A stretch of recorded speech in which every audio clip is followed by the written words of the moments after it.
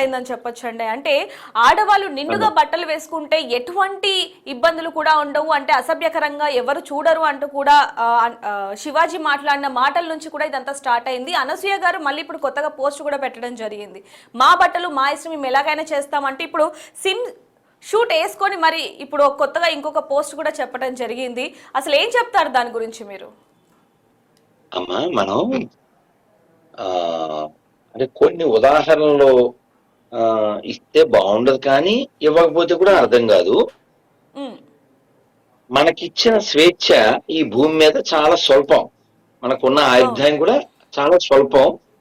కానీ మూర్ఖత్వం చేత ఈ శరీరం నేను అనుకుని అహంకారం చేత అలా ప్రవర్తించవచ్చు. ఒక రూడ్ ఎగ్జాంపుల్ చెప్తాను, మరి బాగుండదు కానీ చెప్పబోతే కూడా బాగుండదు. చెప్పండి, మీరు ఒక అబ్బాయి అంటే నా ఇష్టం అనే వారి కోసం ఇది సూటబుల్ గా ఉంటుంది. ఒక అబ్బాయి రోడ్డు పక్కన టాయిలెట్కి వెళ్తూ అరటిపండు తింటున్నాడు. తింటుంటే ఎవడో దారిని దరిద్రుడా, ఇన్కమింగ్ అవుట్ గోయింగ్ ఒకేసారి చేస్తున్నావరా అన్నాడు. వాడు ఇదే పదం వాడాడు, నా ఇష్టం రా నంచుకు తింటా అన్నాడు. మనం ఏం మాట్లాడలేం కదా నాన్న, అలాంటి వాటి మీద మనం ఏం కామెంట్ చేస్తాం నాన్న కదా. భగవంతుడు మనిషికి మాత్రమే ఇంగిత జ్ఞానం అని ఒకటి ఇచ్చాడు. పిల్లలు చేయి కడుక్కోకుండా తినడానికి వస్తే అమ్మ చేయి కడుక్కోమని చెబుతుంది. మరి ఓ కుక్క డైరెక్ట్ గా మూతితోనే తింటుంది. జంతువులకి ఓ సిస్టమ్ పెట్టాడు, ఆ సిస్టమ్ ఫాలో అవుతున్నాయి. మనుషులు పెట్టిన సిస్టమ్ ఇష్టం అనే పేరుతో ఇష్టం వచ్చినట్టు ప్రవర్తిస్తున్నారు. శరీరం ఎవరికి చూపించాలి అనేది ఒక సామాజికంగా ఆలోచిస్తే సాంప్రదాయాలు అవి పక్కన పెట్టినప్పటికీ నైతికత అనేది ఒకటి ఉంటుంది కదా.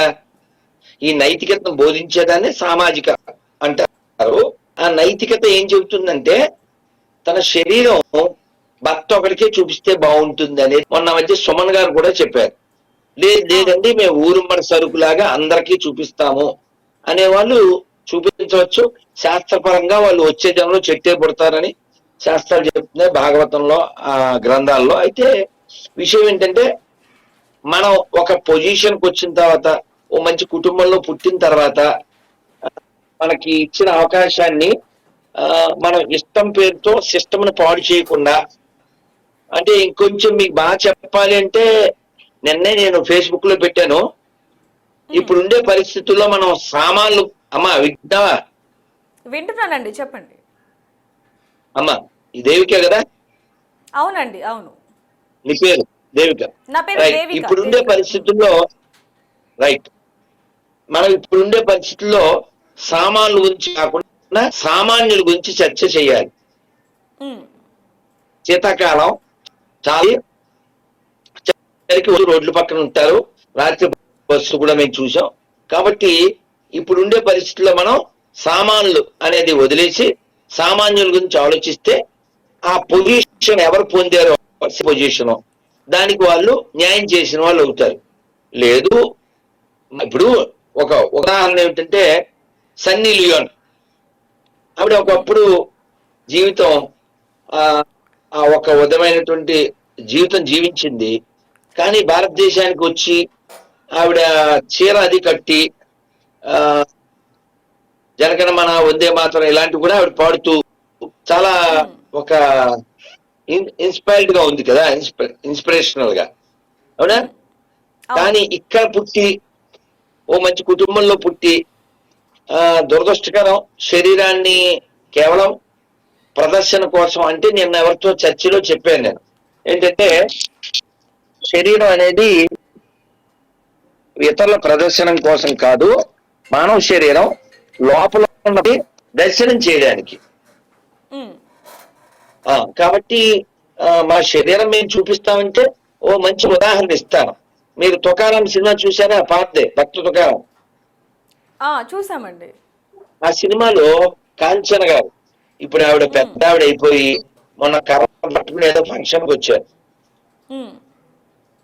ఆవిడ చాలా అందగత్తే. ఆ సినిమాలో డాన్స్ అది చేసి తుకారాం గారికి వికారం తెప్పిద్దామని అనుకుంటుంది. అప్పుడు ఆయన ఒకసారి అద్దంలో చూసుకో, నీ నల్లని జుట్టు తెల్లగా అయిపోతుంది, నీ గట్టిగా ఉన్న చర్మం లూజ్ అయిపోతుంది, నువ్వు నడవలేని స్థితికి వస్తావు, ఇదే భవిష్యత్తు, నీ పళ్ళు రాలిపోతాయి, చూపు పడిపోతుంది అని ఆవిడ గడ్డి పెడతారు. ఆవిడ కాళ్ళ మీద పడుతుంది. ఇటువంటిదే మా సాంప్రదాయంలో హరిదాస్ ఠాకూర్ అని ఒక ఆయన ఉంటారు, వారి విషయంలో కూడా జరిగింది. సో కాబట్టి ఈ శరీరం శాశ్వతం కాదు, ఇది మా భగవంతుడు మనకి ఇచ్చిన పెద్ద గిఫ్ట్.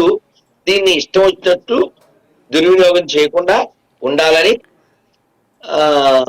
సెలబ్రిటీల్లో ఒళ్ళు చూపించి ఏదో పొందాలనుకునేటువంటి అజ్ఞానులకి నా విజ్ఞప్తి, అంతే.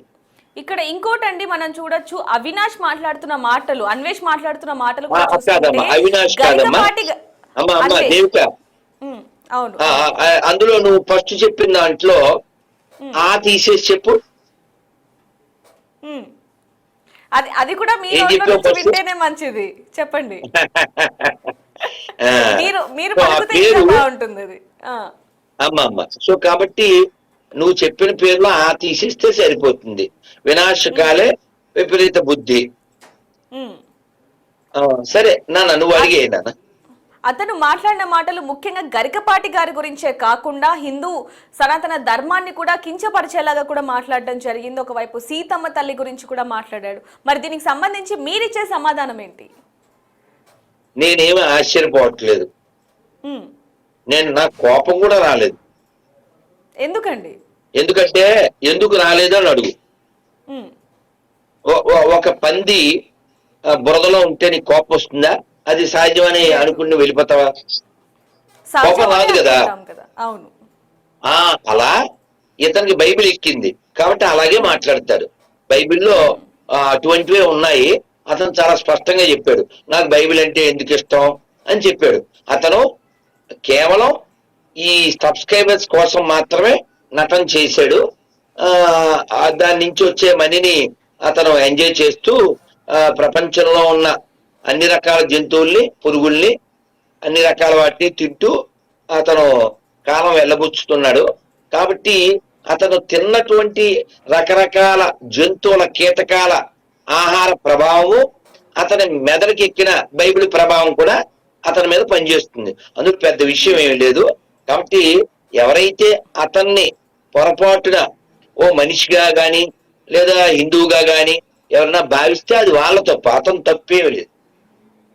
అతను అలాగే మాట్లాడతాడు. అతను ఇదివరకు కూడా నిరూపించుకున్నాడు. కాబట్టి అతని విషయంలో మనం ఆశ్చర్యపోవాల్సింది ఏం లేదు. గరికపాటి వారిని అలా అన్నందుకు అటువంటి అవధానుల్ని నోటికొచ్చినట్టు వాగినందుకు దానికి తగ్గ కర్మను అనుభవిస్తాడు. సీతాదేవిని, ద్రౌపదీదేవిని నోటికొచ్చినట్టు వాగినటువంటి వాళ్ళు కాలగర్భంలో ఎలా కలిసిపోయారో అదే జరగబోతుంది, అంతే. దీంట్లో పెద్ద విషయం ఏం లేదమ్మా. ఇలాగా బార్కింగ్ అనేది ఎప్పుడు ఉంటుంది. ఇది కొన్నాళ్ళు నడుస్తుంది అన్న. మనం గతంలో కూడా కొన్ని క్యాండిడేట్లను చూసాం. మనం కొన్ని క్యాండిడేట్లు చూసాం. ఒక్క నిమిషం దేవి ఒక్క నిమిషం నాన్న, నేను ఈ పూజ చేశాక నువ్వు కంటిన్యూ చేస్తున్నాను. ఏమిటంటే రాముడు లక్ష్మణుడు పంపిస్తాడు. సుగ్రీవుడు ఏమీ రిప్లై లేదు, రాజ్యం అతనికి ఇచ్చాం, మనకి హెల్ప్ లేదు, ఏం లేదు, వానకాలం వెళ్ళిపోయింది అని చెప్పి రాముడు అంటే లక్ష్మణుడు వెళ్తాడు. వెళ్లే ముందు చెప్తాడు, సుగ్రీవుడికి చెప్పు వాళ్ళ అన్నయ్య వాలి వెళ్ళిన మార్గం ఇంకా మూసుకుపోలేదని చెప్పు అంటాడు. వాలి వెళ్ళిన మార్గం మూసుకుపోలేదంటే అర్థం ఏంటమ్మా? వాళ్ళే వేసేసాడు కదా రాముడు. అవును. సుగ్రీవుని కూడా వేసేస్తాను, వేయగలను అని చెప్పడం ఒక హెచ్చరిక. ఆ విధంగా కాలంలో ఎంతో మంది వెళ్ళిపోయారు. పక్కడి పట్టుకుని ఒకటి వెళ్ళిపోయాడు, రాముణ్ణి తిట్టి ఒకటి వెళ్ళిపోయాడు, సీతాదేవిని అని ఒకటి వెళ్ళిపోయాడు. కాలంలో వెళ్ళిపోతారు, కానీ ఇది కొన్నాళ్ళు నడుస్తుంది అన్న. దురదృష్టకర విషయం ఏంటంటే ధర్మాన్ని రక్షించడానికి, ధర్మాన్ని గౌరవించాల్సినటువంటి స్థితిలో ఉన్న వాళ్ళు కూడా అసందర్భంగా మాట్లాడడం అనేది తప్పు. ఎందుకంటే భారతీయ నారి, సి నారాయణ రెడ్డి గారు చెప్పారు, భారతీయ నారి సహనానికి ఏలిక, సమరానికి కాలిక. మనం శివాజీ గురించి మాట్లాడతాం, ఎందుకని వాళ్ళ అమ్మ తయారు చేసిన వీరుడు ఆయన. కాబట్టి అటువంటి తల్లులు కావాలి తప్ప ఏదో దేహాన్ని ప్రదర్శన కోసం ఉంచుతాను అనేటువంటి వాళ్ళు కాలంలోనే సమాధానం వస్తుంది తల్లి. నెక్స్ట్ గురుగారు, ఆ పదజాలం మనం చూడొచ్చు, ఇష్టం వచ్చినట్టుగా మాట్లాడడం, ఒకవైపు గురించి లేదు, ఆ బాడీ అమ్మమ్మ, పార్ట్స్ నాన్న. దగ్గర నుంచి మాట్లాడుతున్నాడు అంటే అసలు ఏ విధంగా నాన్న, చూడొచ్చు అంటారు నాన్న, అసలు? ఉమ్, ఇది చూసేదే ఉందన్న. ఇప్పుడు మీరు మళ్ళీ అడిగేది కాబట్టి చెప్తున్నాను. 4 దోషాలు కలిగల్లో ఉంటాయి, వాటికి దూరంగా ఉండమని చెప్పి భాగవతం చెప్తుంది. ఏంటవి? మాంసము, మద్యము, వ్యభిచారము, జోదం. ఉమ్. ఒకటి ఉంటేనే తప్పు, 4 ఉన్నవాడు అలా కాక ఎలా ఉంటాడు చెప్పు?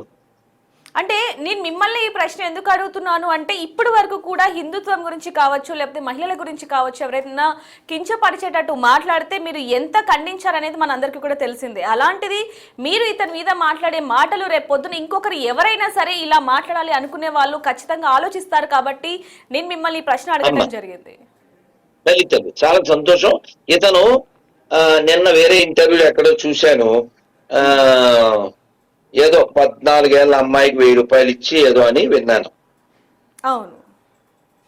సో కాబట్టి మనం ఇంకా ఎక్స్పెక్టేషన్ ఏం చేస్తాం నాన్న? ఉమ్.